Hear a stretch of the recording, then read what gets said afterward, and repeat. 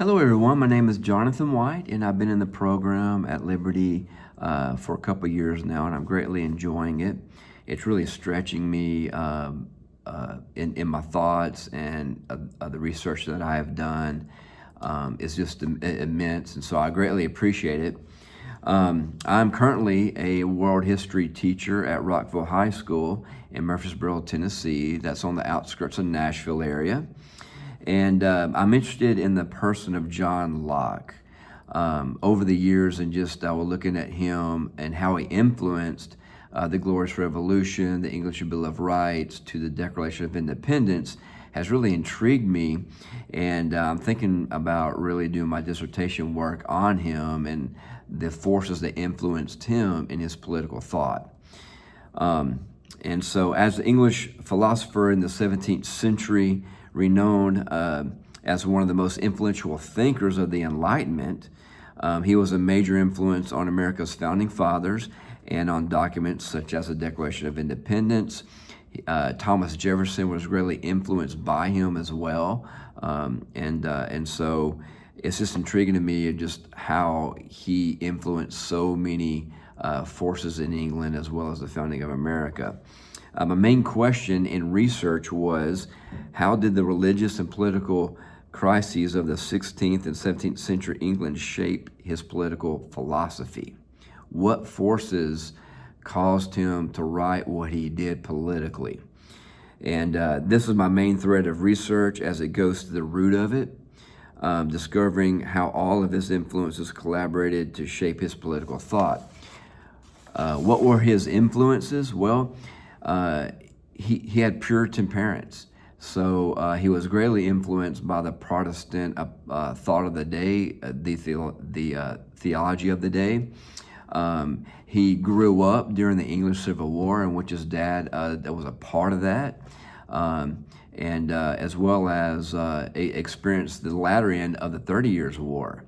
And so his whole life was really among the religious wars of the day, which transitioned into the constitutional crisis in England, the Glorious Revolution, and the English Bill of Rights. All that time, he was writing for the limited power of the government there, which is going to greatly influence how America was founded here. And so my examination of the major types of evidence and my methodology, is going to be intellectual and philosophical. This method is going to, or allowed me in my paper, to read and research much of Locke's personal books, his journals, his letters, as well as those who were in agreement with him and those who were not. My main conclusions is, what did the evidence show that answered the research questions of mine or question of mine? And so I began with the historiography and his of what others had his stream of thought be over the years, and so that showed me that many saw the same forces or influences upon his life, but they all wrote about it as each force was a single influence. And so what my goal was in the paper was to see if these influences, if all of them influenced him, not just one or the other. And so what I found is that it was a convergence of these forces, such as the religious, intellectual, and political forces together. And so additional evidence on how all the forces of his day impacted him will be the subject of my further study as well. And then I also need to find more on the arguments against this as well.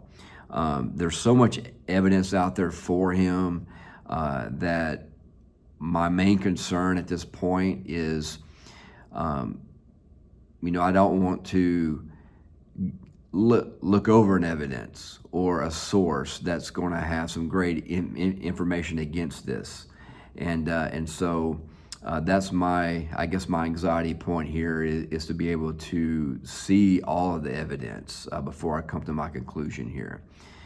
Thank you very much.